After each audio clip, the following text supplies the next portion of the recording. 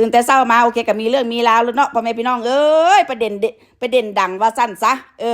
ซุ้มขอทานซุ้มข้ามมนุษย์ออนไลน์มันไผ่แหละก็คือหมักเป็ดกับอีค้างคกเด้อพ่อแม่พี่น้องอะมึงว่าโอเคนับภาษาโอเคเขาเว้าอย่างออกมาโอเคมันบ่แม่นมันบ่แม่นความจริงคันมันบ่แม่นความจริงนำเป็นหยังมึงยกคอยออกมานั่งเว้าล่ะฮะโอ้ก็แสดงว่าโอเคมันเป็นความจริงนะนับภาษาเข้าซื่อๆอันเข้ามันบ่มีปัญหามันบ่สำคัญดอกนะมันสำคัญไอ้ตรงที่ว่ามึงเนี่ยนะเอาเล้าเนี่ยนะเอาผู้เฒ่าเอาผู้แก่เอาคนพิการเอาคนเฒ่าที่ว่าโอเคบ่ฮู้อีโหนอีเหน่หยังเอามาขอกินจนทำในโลกโซเชียลฮะโอ้ยกราบแล้วก็กราบอีกพ่อแม่พี่น้องเอ้ยผู้ใดที่ว่าโอเคสิซอยเหลือลุงโอเคก็ดีมกดีใจขอให้เจริญรุ่งเรืองมึงยังคิดมันยังสิมีโอกาสนั้นตื่มอีกอยู่ติกูถามมึงเด้ฮะการที่ว่าพวกสูเฮ็ดหยังออกมานี่นะสูยังบ่ลาบยังบ่จำสูยังบ่จือว่ากูถามสูเด้ฮะขึ้นศาลกูชอบไล่ตั้งแต่โอเคอยู่ประเทศไทยจนมาฮอดประเทศลาวยังบ่ทิ่มสันดานเก่าฮะแถมมีนำซ้ำนะยังตัวคลิกจกหลอกนะให้กับ FC ของตัวเองฮะนี่เหรอที่ว่าช่องยูทูบเบอร์ที่ว่านำเสนอฮะโดยการที่ว่าโอเคเอาคนอื่นเนี่ยนะมาเข้ากล้องตัวเองเพื่อแลกกับยอดโอนฮะสามัญสำนึกเนี่ยมันมีบ่บักเป๋ใส่คือว่าเฮียนจบมาสูงคือว่าเฮียนจบปริญญามาพุ่นฮะคือบอกว่าโอเคเฮียนจบมาสูงเด้อฮะแต่ว่าการที่ว่ามึงเฮียนจบมาสูงนี่นะมึงใส่วิธีการแบบนี้ติที่ว่าโอเคมาต้มตุ๋นเงินคนทางออนไลน์นี่ติฮะโอ้ยตายแล้วพ่อแม่พี่น้องชาวลาวหรือชาวไทยยกเมฆขึ้นมาแล้วยกเมฆนี่ขึ้นมาเว้าจนเบิดนะสิเลี้ยงสิอยู่สิกินจังได๋นะโอเคก็เป็นจังซี่เด้อพ่อแม่พี่น้องบ่แม่นว่าข่อยบ่ฮักบ่แพงเราข่อยเกินฮักเรากันก็พอมึงเซาเว้ามึงหยุดเว้าบักเป๋มึงหยุดเว้ามึงเซาเว้าซะนะเอาว่ามึงฮักเขาพอน่ะนะขนาดพอมึงแท้ๆน่ะมึงยังบ่ได้ดูแลมึงแยงพอมึงเลยมึงสิไปฮักคนอื่นได้จังได๋กูถามมึงแดฮะพอลงนั่นก็บ่แม่นโอเคเลือดเนื้อเชื้อไขมึงบ่เป็นญาติพี่น้องมึงพอแต่ว่าโอเคมึงสิไปฮักเราฮะเว้าออกมาข่อยขอสาบานเด้อข่อยบ่เคยนั่นบ่เคยไปเอาเหล้ามาเด้อจังซั่นจังซี่เหล้ายางมาเองฮะแล้วสิย่างมาไก่ได้จังตั้งว่า8 กิโลฮะกูถามมึงเด้เว้าแล้วมันย้อนแย้งกันเว้าแล้วมันย้อนแย้งกับความเป็นจริงเด้อปีเด้อนะมึงฮู้อยู่แก่ใจว่าโอเคมึงเฮ็ดหยังลงไปพอมาตอนนี้น่ะมึงคิดว่าโอเคยังจะขอทานต่อไปได้บอกกูถามมึงเด้ฮะโดนซ่องแสซ่องจ่อมือจ่อดำโอเคถูกสกัดแบบนี้แม่นบ่ล่ะฮะแหมพ่อแม่พี่น้องชาวลาวและชาวไทยออกมามั่นหน้ามั่นโหนกนะมั่นใจขนาดได้ออกมานั่งเว้าให้อีขี้ข้าเนี่ยออกมาเว้ามาว่านับภาษาเข้าซื่อค่อยขอสาบานเด้อโอเคบ่เขาบ่ได้ยืมเงินนะมื้อนั้นโอเคนั่งซุ่มแซวกินกันซื่อโอเคแล้วจกเงินออกมาโอเค100,000มากินน้ำกันขนาดเงินข่อยก็ยังบ่ได้จับมึงกล้าเว้าเนาะนะแต่ขนาดว่าเงิน500,000นี่นะมึงปิดบังมาดนซ้ำใดสุดท้ายมาก็ยังคนโลกโซเชียลเขาก็ยังฮู้จักนะใบตาดินแม่มึงก็คือกันนะมึงเอารถแม่มึงไปจำอีกบาทนี่ฮะแถมมีนำซ้ำนั้นโอเคยังก่อเรื่องก่อราวทะเลาะวิวาทกันคนภายในครอบครัวโอ้จะเป็นหยุมหัวกันจะเป็นคักบาทนี่คิดเหรอว่าโอเคงานนี้มึงสิรอดเป๋นะการที่มึงโอเคมึงเอาคนมาออกคลิปแล้วนี่นะมันเป็นสันดานของมึงนะมึงบ่มีจรรยาบรรณนะมึงสิเอาไผก็ได้เอามาออกคลิปแต่ว่ามึงบ่ควรสิเอาคนที่ว่าคลิปพิการนี่นะเอาออกมาเฮ็ดนำโลกโซเชียลกับมึงแบบนี้นะแล้วกันคำบอกว่าโอเคมึงบอกว่ามึงบ่ได้ยืมเงิน500,000มึงกล้าสาบานบ่ล่ะฮะมึงกล้าสาบานบ่มึงไปประทาดอีหังแม่นะมึงถ่ายคลิปมาเลยมึงว่าโอเคมึงกล้าสาบานว่าโอเคเขาบ่ได้เอาเงินของลุงเด้อ500,000คลิปมึงกล้าบ่ล่ะอีโคกบักเป๋ฮะคันมึงกล้าแล้วมึงไปมึงเฮ็ดนะพวกสู่นี่โอ้สัวคักสัวแน่สัวจนโอ้ยบ่ฮู้จักแนวคำสิเว้าเด้อพ่อแม่พี่น้องเกิดเป็นมนุษย์มนามาข่อยก็บ่เคยฮู้บ่เคยเห็นว่ามีหยังสิมาสัวเป็นหยังสิมาหากินกับคนเฒ่าคนแก่ถึงขนาดนี้นะแถมมีนำซ้ำยังคนพิการอีกเพราะนั้นได้ไปล่อถามได้พ่อแม่พี่น้องอันตาเจ้าอันได้เงินนั่นเงินมันบำนาญแล้วบอกว่าซั่นคันเราบอกว่าโอเคค่อยๆได้มาแล้วค่อยเจ็บค่อยป่วยเขาก็เลยว่าโอเคเอาเงินเอาคำอันที่ว่าเงินพิการเขาไล่ออกมาเลยขั้น5ว่ายังบ่ทันได้เงินขั้น5ว่าบ่ทันได้เงินเบี้ยบำนาญนะทุกคนนะบักเปก็คอยสิจอบเอาอยู่จังซั่นล่ะนี่นะ มึงวางติคันสมมุติว่าโอเคเราบ่ได้เงินบำนาญอยู่สิโอ้ยก็สิลากแล้วก็สิเอาเหล้านี่ไปเฮ็ดคลิปตลอดเวลาแล้วเว้าออกมาแล้วว่าซั่นโอ้ยคิดคำมันตื่นตาแล้วเด้อนะบ่ให้เราบอกเราเมื่อดอกจังสั่นจังซี่ให้นอนอยู่นี่แหละตาให้นอนอยู่นี่แหละตาบัดมามื้อนี้สะพัดบาบอกว่าโอ๊ยไปส่งเหล้าพัดว่าฮะสรุปแล้วสู่เอาจังใดสรุปแล้วสู่ลงส้นสรุปแล้วสู่โอเคไปบ่เป็นนะพวกสู่ล่มบ่เป็นทาแล้วสู่มื้อนี้ฮะแถมมีนำซ้ำนี่มันนางออกมาว่ามันนางขี้เก่งจะเป็นหน้าด้านหน้าเหมือนจะเป็นบ่อายคันสู่บ่อายคนอยู่นำโลกโซเชียลนะสู่ก็อายปากสู่เด้นะจิตใจสู่มันเฮ็ดด้วยอีหยังสู่ขึ้นมาอำมหิตแท้สู่เอาลูกสู่มาขายสู่เอาครอบครัวมาประจานน่ะแถมมีนำซ้ำเนี่ยยังมาหายจริงกับคนพิการนี่นะสู่มีใจบ่สู่กูถามเด้สู่บ่ละอายแก่ใจสู่อ่ะฮะกล้าเว้านะพ่อแม่พี่น้องอันนี้ข้อยก็ให้ข้อยได้ข้อยก็เลี้ยงบัดไปเว้าทับถมเขาว่าลูกเขาบ่มาลูกเขาบ่เลี้ยงนำภาษาเงินสิโอเคเงิน 1,500 บาทสิพออีหยังว่าซั่นคันว่าบ่พออีหยังแล้วเป็นหยังเงิน500,000กีบน่ะ700 บาท800 บาทน่ะมึงก็ไปยืมซะนะฮะเว้ยเว้าหยังบ่มีคุณบ่มีมูลความจริงซาวหาแต่สิเว้านะซักขึ้นแต่ว่ากูสิมาแก้โตกู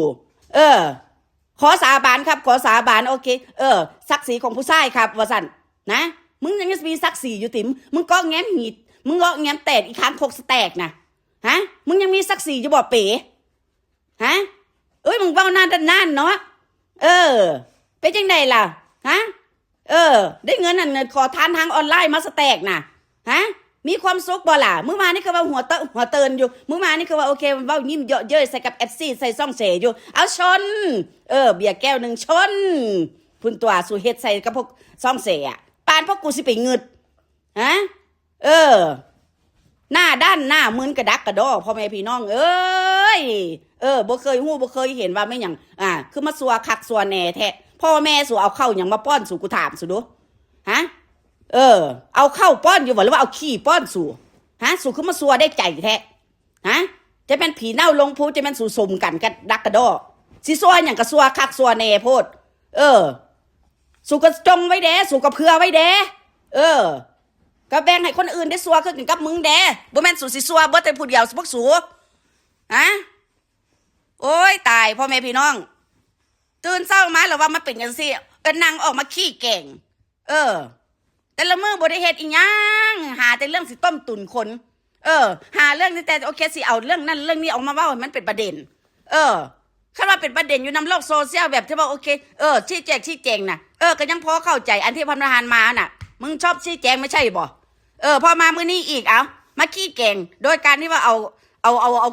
คนพิการเนี่ยนะคนที่ว่าโอเคบ่มีทางทำมาหากินคนที่ว่าโอเคเคยอยู่เคยกินเคยใช้ชีวิตแบบใดเอาเขานำมาเป็นตัวละครนะอันนี้แหละของห้องว่าโอเคฆ่ามนุษย์นะฆ่ามนุษย์ทางออนไลน์นะซัวบ่พ่อแม่พี่น้องถ้านับได้นี่มันไลน์ที่เท่าใดแล้วพ่อแม่พี่น้องตั้งแต่ว่าโอเคอยู่ในวงการโลกโซเชียลมานี่นะสิ่งสถิตอยู่นำอันโซเชียลน่ะ7 ปี 8 ปีมาน่ะสู่บ่เคยจักเทื่อว่าสู่บ่เอาคนมาเข้ากล้องน้ำสู่ฮะตั้งแต่หัวมากอกจนหัวงอกนี่เหรออันที่ว่าโอเคช่อง YouTube สร้างด้วยน้ำพักน้ำแรงของตัวเองกล้าเว้าเนาะสู่จะเป็นกล้าโซอันนั้นอย่างก็ศักยภาพของตัวเองฮะจะเป็นมึงภูมิใจเนาะเป๋เนาะจะเป็นมึงภูมิใจมึงหาเลี้ยงลูกเลี้ยงเมียโดยการที่ว่าโอเคหากินกับคนพิการนี่ฮะ